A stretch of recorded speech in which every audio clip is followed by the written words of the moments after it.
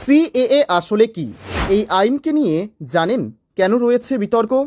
ঐতিহাসিক পদক্ষেপ নরেন্দ্র মোদী সরকারের নাগরিকত্ব সংশোধনী আইন 2019 সালে পাশ হয়, কিন্তু এই আইনকে নিয়ে মানুষের মধ্যে বিভিন্ন বিভ্রান্তি ছড়ায়, আর তা থেকেই দেশের বিভিন্ন অংশে ক্ষোভ বিক্ষোভ ছড়িয়ে পড়ে, প্রতিবাদের আগুন জ্বলে ওঠে।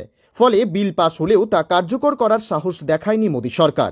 দীর্ঘ প্রায় 4 বছর পর 2024-এর লোকসভা নির্বাচনের মুখে সিএএ কার্যকর করল নরেন্দ্র মোদী সরকার।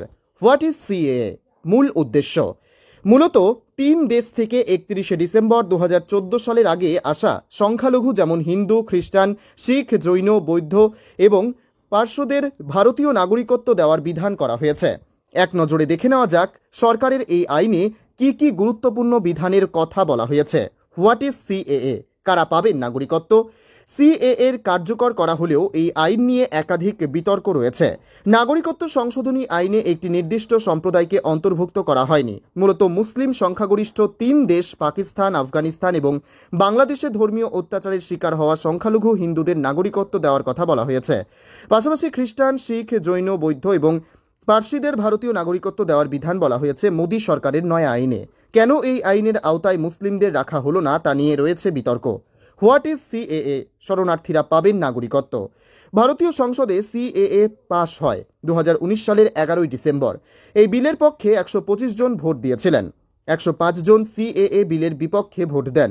2019 সালে 12ই ডিসেম্বর সিএএ বিলে তৎকালীন রাষ্ট্রপতি রামনাথ কোবিন্দ সই করেন, কিন্তু বিল আইন হিসেবে কার্যকর করা যায়নি।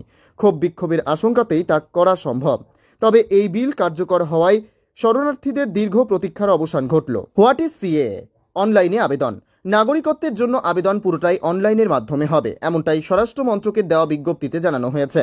নির্দিষ্ট পোর্টালের মাধ্যমেই সেই আবেদন করতে হবে, আর তা করা যাবে মঙ্গলবার রাত থেকেই। What is CAA? উৎসব শুরু মতুয়াদের মধ্যে। এই বিল পেশ হওয়ার পরেই উৎসবে মেতে উঠলেন বাংলার মতুয়া সমাজ। একেবারে ঢাকঢোল হাতে বেরিয়ে পড়েন এই সম্প্রদায়ের মানুষ। তাদের দাবি, দীর্ঘদিন ধরে সিএএ কার্যকর করার দাবিতে আন্দোলন চালিয়েছে। প্রধানমন্ত্রী প্রতিশ্রুতি দিয়েছিলেন, আর তা তিনি রাখলেন। এজন্য ধন্যবাদও জানান বাংলার এই মানুষরা।